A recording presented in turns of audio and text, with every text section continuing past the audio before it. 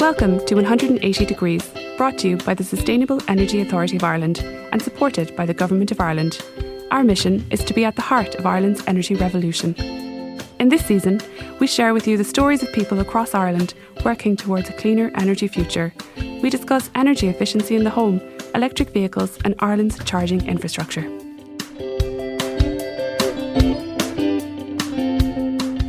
Hello and welcome to the first episode of Season 3 of 180 Degrees. I'm your host Louise Ryan and this is the first of 3 episodes focusing on home energy upgrades.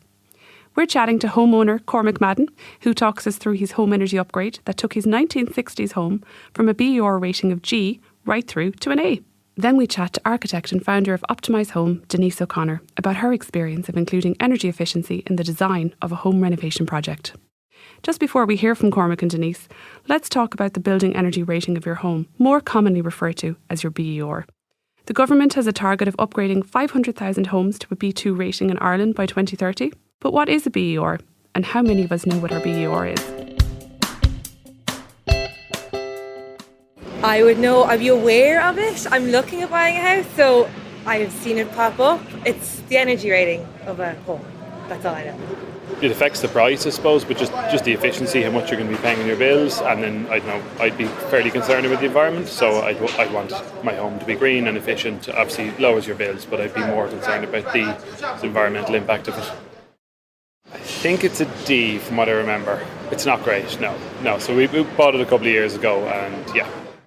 I don't actually. It's a listed building, so there's no BER on it. It's C1. That is pretty good compared to a lot of houses in Ireland, yeah. So, as you just heard, many of us don't know what our BER is until it comes to upgrading or selling our homes. A home's BER is very important as it helps you to understand the energy efficiency of your home. It is a good indicator of how much you will need to spend on energy bills and how much carbon you will produce to heat the home to a comfortable level. Using a similar scale to appliances, the most energy efficient home is A-rated, with G-rated being the least efficient. Getting a BER assessment is usually the first step if you want to upgrade your home's energy performance. This is the best way to find out how your home is performing in terms of energy efficiency and what you can do to improve it. You will receive a personalised advisory report to help you understand the types of energy upgrades best suited to your home and the grant supports available from SEAI. Cormac Madden, who works at ESB, recently invited my colleague Orla into his home in County Dublin to tell her all about his home energy upgrade.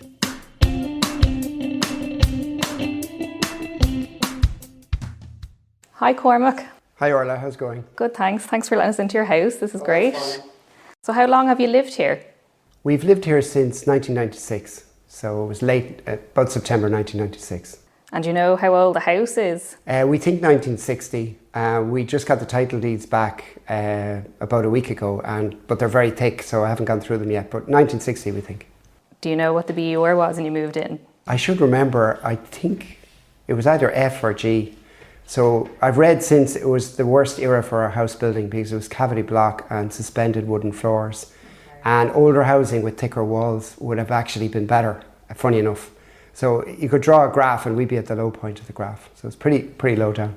So Cormac, what inspired you to upgrade your home? Well, we wanted to get rid of fossil fuels. So we wanted to kind of reduce our carbon footprint, and I suppose we were in a position to do it, and I felt it was important to set an example because this is something that I suppose I was preaching at work and even in my private life, so I wanted to set an example. You know, I felt very strongly about all this, so I felt we should go down this route. And at that point, we'd already taken some of the steps. So we kind of did the external insulation first, and then at this particular point, we decided to just convert to heat pump and do the remaining parts of it. And we'd also done some insulation previously as well. So we were reasonably well teed up. And we'd organised a talk from Tipperary Super Homes, Tipperary Energy. And so anyway, I went with them. So it was really all about carbon. Like the two biggest things you can do are your car, well, apart from flights, are your car and your home, pretty much, most people. So it seemed like the thing to do at that stage. So given your role, you already had a good knowledge of energy efficiency, you would say anyway, so... It's funny how life turns out. Like earlier in my career, I was involved in promoting heat pumps way back when I was a boy. And it's funny how all the things you think are irrelevant and you kind of move on and all that knowledge comes back. So I'd actually dealt with heat pumps previously and promoting them. They'd kind of come into their own at that stage. So for me, I've been studying the climate crisis for a while because of work. And the more you read into it, the more alarming it was. So the kind of awareness that's around now because of Greta Thunberg, if you read into the materials that were there, then you would have got the same awareness. So I suppose I worried about that. I have two sons, they're going to inherit all this and this problem. And I kind of felt I like to work on things bigger than myself. So I kind of thought, well, I need to do this myself as well. And I really feel that strongly about people in the sector. They should be trying to do the same. I feel the same in my company. More managers who can afford it, let's face it, should be setting this example. And then in discussing with my wife, Mary, and, making the decision, a lot of the thinking was, well, we're getting to the point where we're not that far from retirement. So we kind of thought, well, if we put the money in now, we'll have lower running costs and also a much more comfortable home, which is much better for older people as well and probably promotes a longer life and better health. So we kind of thought, she agreed with that particular argument. So for a number of arguments, we kind of went that route. Cormac, can you explain the various steps you took? I know you said you got the heat pump most recently, but what were the different steps before that between the insulation and the external and the internal and so forth? Well, you'll be glad to hear we were a very good customer of SCAI because initially we put in some insulation in the attic. Actually, it was through Electric Ireland, but with an SCAI grant. Then we put in boiler controls, and again with the separate grant. And then I suppose we decided to do external insulation, which is a really big step. And at the time, it was only just coming out, and it was quite expensive. And it was after the recession, so some plasterers actually did it for us. They'd actually, a plastering company, they got into this field, and they were kind of learning as well as they went along, So it was a little bit more expensive than it is now. But that was our first big step, and that made a difference to the house.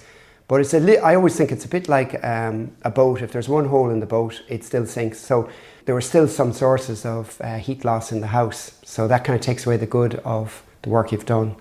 So our final step then was to do a retrofit for the balance. So that included things like the front door of the house and also then the heat pump and ventilation as well. And did you have to get a BER assessment done at the start of all this? Or? Yeah, for each of those, as you know, the way SCAI work, you get a BER before and after. So we did that a couple of times. And yeah, we did it for the super home conversion as well. We had one before and after. Great. And what has the BER gone up to now? It's gone up to A3, and probably it just about got there, I think, because we put in solar PV around that time as well, because there was promotion on at the time, and it wasn't really a cost benefit. It was more, well, the cost is actually quite low, so why not?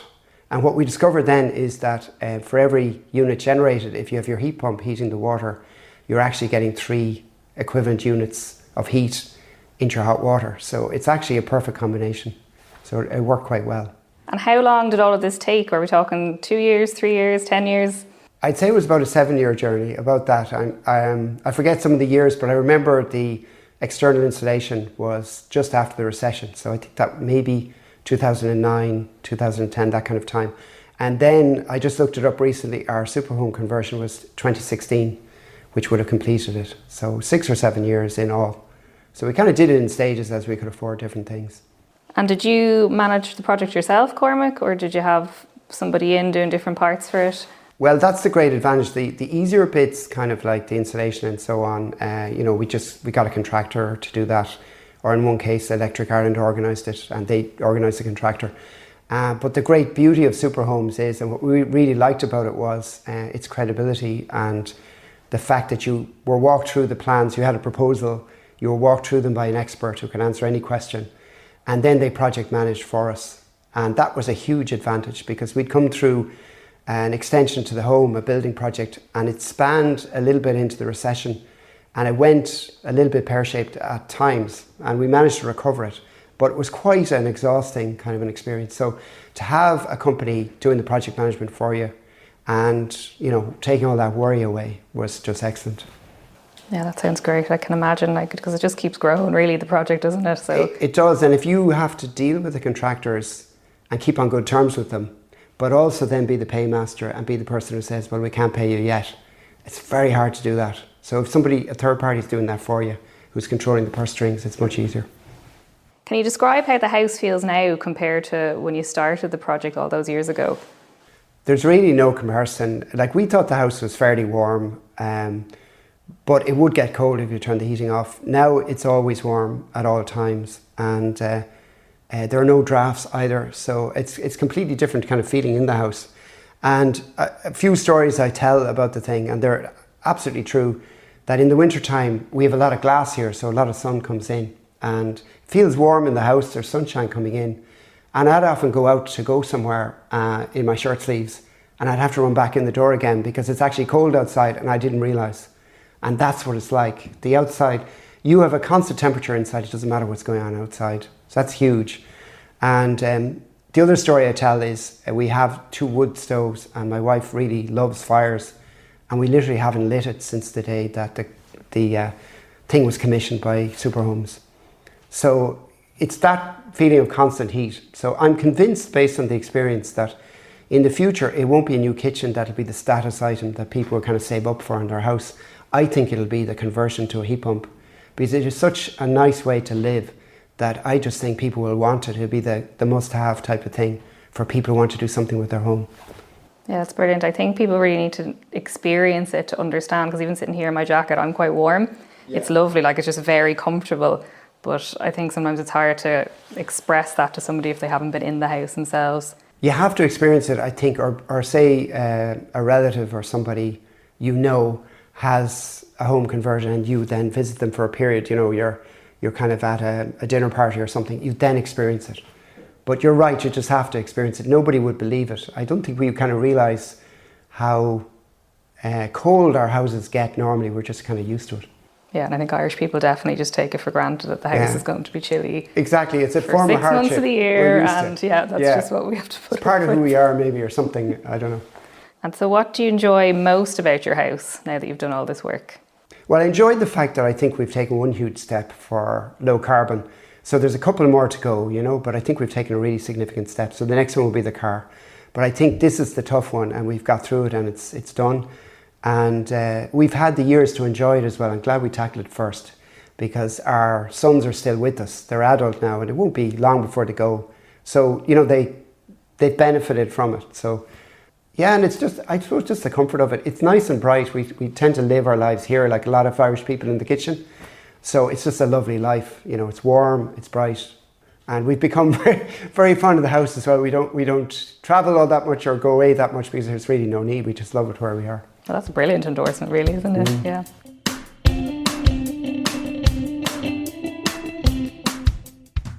So, an inspiring story there from Cormac with great insights into his motivation behind striving for an A-rated home. And I think a lot of people will be interested in how we manage the project over a number of years, which makes it a lot more affordable. Now I'm joined by Denise O'Connor, architect and founder of Optimise Home. Denise's talent for design and passion for creating beautiful places to live has transformed many people's lives and homes. Denise strongly believes in the power of design to not only improve people's living spaces, but in turn their moods, their relationships and well-being. Thanks so much for joining us, Denise. My pleasure, Louise. Thanks so much for inviting me. I want you to tell us first of all about yourself and your work at Optimise Home. A lot of people listening will definitely be following you on Instagram and be familiar with your Instagram lives and your fabulous home upgrades. So yeah, tell us all about it. Oh, thanks so much. Yeah, well, we're, as you said, an architecture and interior design company, Optimise Design. So we sort of do specialise in residential projects, really, big and small. But then Optimise Home is like the branch that's specifically for homeowners. So, you know, what we've done essentially is package up traditional architectural and interior design services so that people can pick and choose only the stages they need. So it makes it that little bit more affordable for people. Brilliant. So if you just need the architect, you don't need any design or anything, you can just choose to go for that. So let's say, for example, if you just need advice on layouts, or perhaps you just bought a house and you know you're unsure as to how best to optimise the layout of the house, you can just go with the initial design stage. So that's a set fee. And then it's entirely up to the individual. You know, we can go on and do planning, we can do tender, we can do as much or as little as people need, or they can mix in some interiors as well. So it really lets them tailor make the service to suit their needs. Okay, I love that. So are you finding that energy efficiency in the design of a home is becoming a bigger part of your role? Are you seeing it more that people are mentioning it at the start when they're coming to you about? Yeah, it's been really interesting. I think particularly over the last 18 months where everybody had to spend so much time at home, that really focused the mind. And I guess up until then, people would have been very aware of energy efficiency, but more in a way that it was going to help them save money. So it wasn't so much about the environment. Whereas now, I think the environment has come much more to the focus of people's minds. I think the time through lockdown, I think we all realised the benefits of nature, the benefits of stopping, of slowing down, and saw, the impact, I guess, that we were having on the environment. So I think, it's much more from an environmental perspective that it's capturing people's attention, as well as obviously from saving money as well. Do you think, actually you mentioned lockdown, do you think that new trends are emerging as a result of that? And maybe that energy efficiency, maybe comfort is something that's more important to people now? Definitely. Yeah, I think comfort really was such a priority. Like I know, speaking to some of the furniture companies that we would deal with, like it was, say, for example, if people were shopping for a sofa, it was the comfort of the sofa trumped the aesthetics of the sofa. And I think when it came to people's homes, people realised, why am I living in a drafty house? Why am I living in this cold house? So making their homes warmer, upgrading their windows, doing whatever they could to make their homes more comfortable definitely has become a priority for people. And I think, such a positive thing. So we just heard there earlier, Denise, just from Cormac. He's obviously delighted with his A-rated home. He talks about cost, comfort, future-proofing his home. He's obviously very concerned as well about our climate and made a decision to move away from fossil fuels. Does this reflect your experience at all when dealing with clients? Is it something that people are mentioning? Yeah, definitely. Like his focus, as I was saying earlier, on the environment, I think that has really come to the forefront. Yeah. Whereas before it was the cost benefit, that's what people tended to hone in on. And I thought it was very interesting what he was saying about sort of future proofing for himself and his wife, and for his kids as well.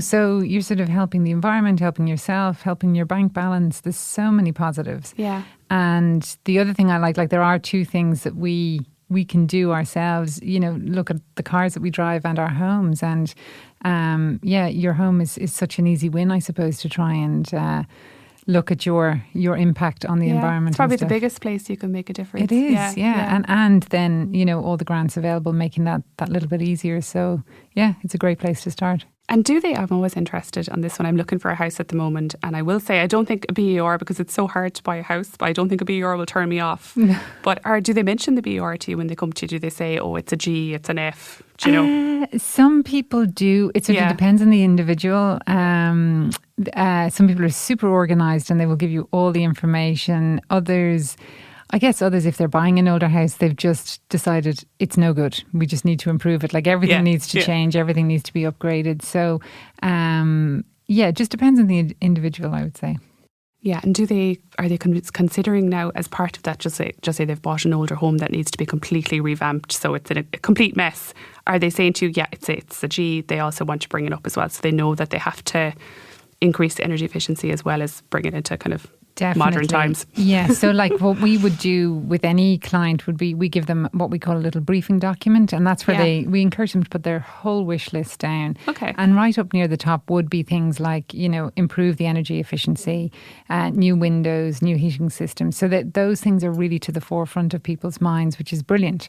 Whereas before it used to be the new kitchen, walk-in wardrobe was right up there, and so those things now are sort of slipping down the list. And that's good, because I was just going to ask you as well, do you think that if, we'll say, a budget is tight, do you think that a big kitchen, that walk-in wardrobe, do you think that would win over a more energy efficient home? I don't think so anymore. Oh, okay. No, and it's really interesting. I was chatting with Ciara Elliott, who's the editor of House and Home, and she was talking about her refurb, and she bought a really old house, and it was fascinating. Once they started opening up the house, all these things started to present themselves that absolutely had to be fixed. And she at the time I think was writing for a kitchen magazine, so she had this fabulous kitchen picked out and ready to go. that got totally shelved, and she ended up with, I think, £1,000. She was living in the UK to do her kitchen. So she definitely prioritised, making the house warm, getting the windows right, fixing the roof, any of these sort of things. And I think people are really at home with that now. Like, the layout has to be right.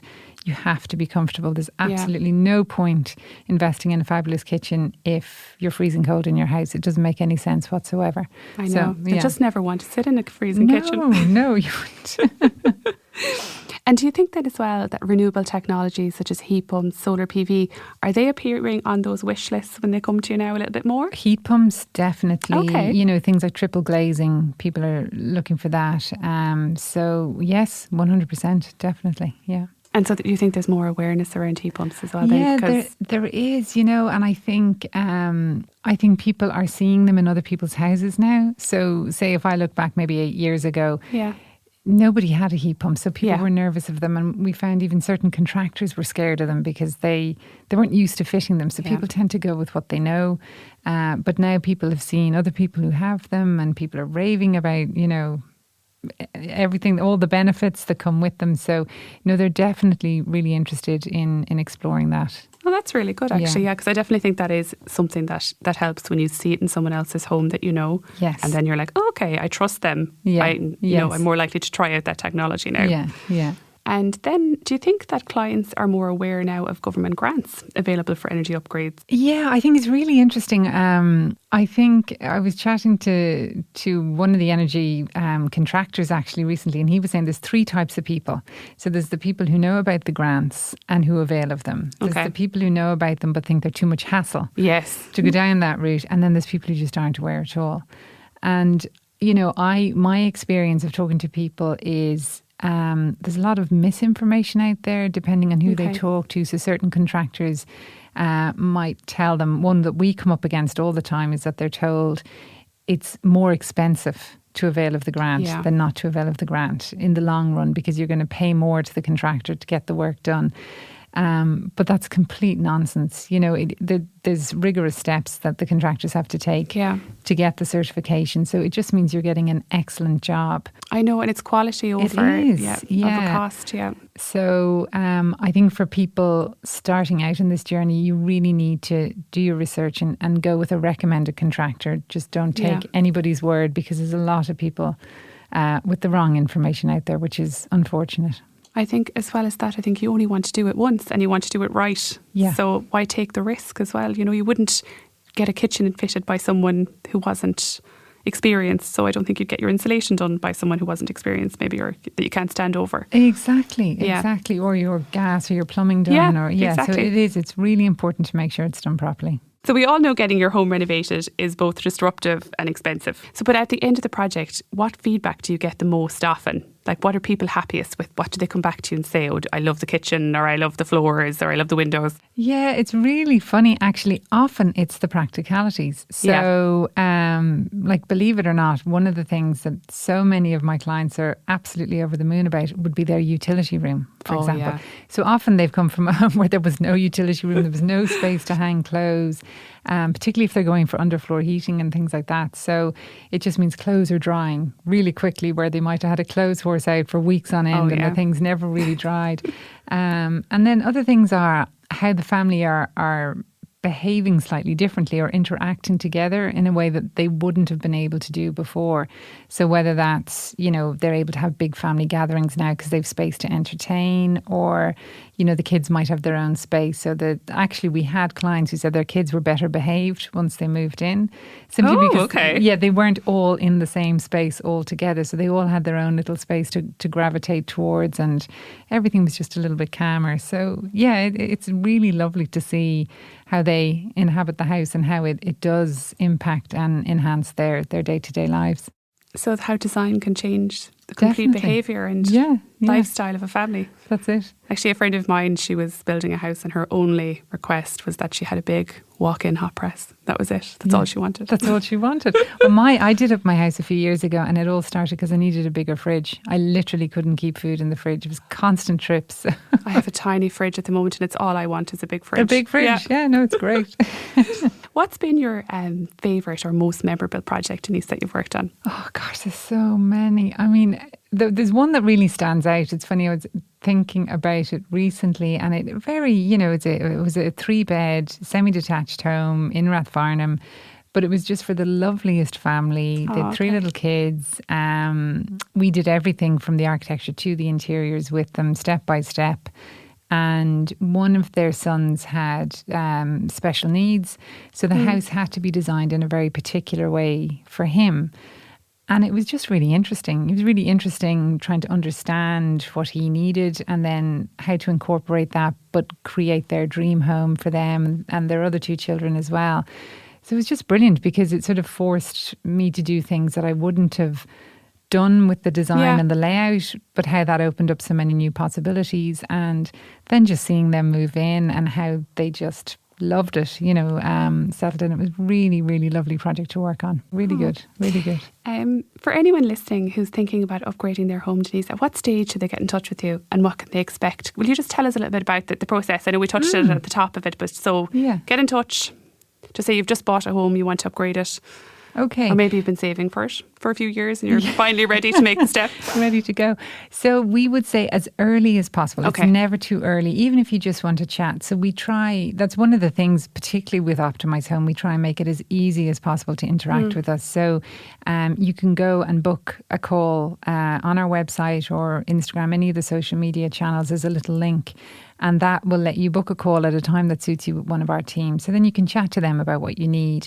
They can tell you all about the different services, different packages available, and then you can decide what way to move forward. So, even if it is just a 1-hour consultation, we can do that, or a little bit more in depth with layout reviews, interiors, whatever you need. But yeah, that initial call. And as I say, absolutely no obligation. It's just a chat to find out what's the best first step for you. Yeah.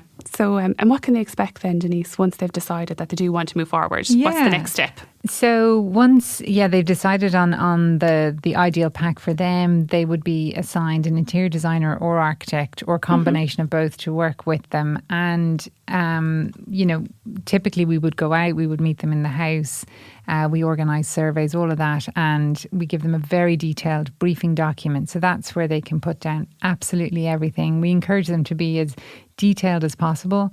And that helps us build up a picture of, their vision for their home, how they want to live.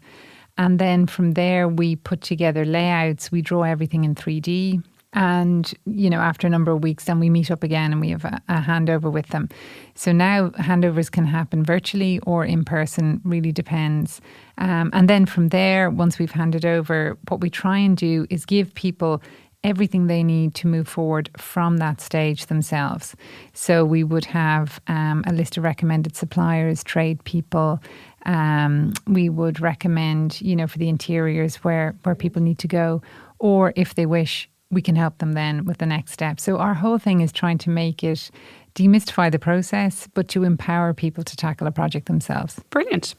And I just wanted to mention as well, obviously you have this fantastic Instagram account, Optimise Home, and you run Instagram lives all the time, I think, which is just wanted to mention that it's a really good resource for people who might be thinking about doing up their homes, who might be thinking about maybe what they can do down the line. It's just, I find it really inspirational. So just wanted to send people there. Thank you very much. I just wanted to finally ask you then as well, Denise, what do you see for the future of home design, like in the next couple of years? Where do you think it's going? Yeah, I think it's really fascinating. Even it's something that's always fascinated me. Like I know, even looking back, since I've started as an architect, and things like, for example, the dining room, which I grew up with, we all grew up with, is almost a thing of the past.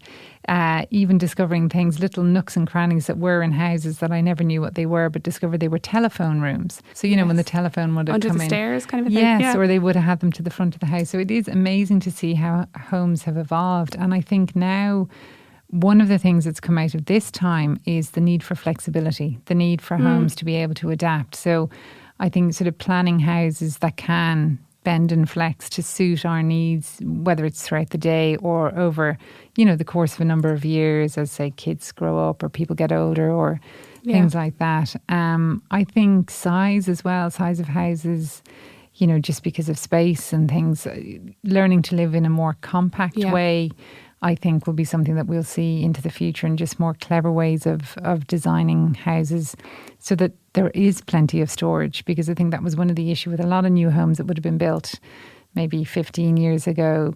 Plenty of en-suites, but no storage. Definitely. The priorities were wrong. And I think hopefully now the last 18 months will have refocused the mind, and we'll start to see much more cleverly designed homes. Denise, it's been such a pleasure talking to you. For anyone with a passion for interiors or an interest in upgrading your home, so go to optimizehome.com for more information. Thank you so much. Thanks, Louise. My pleasure.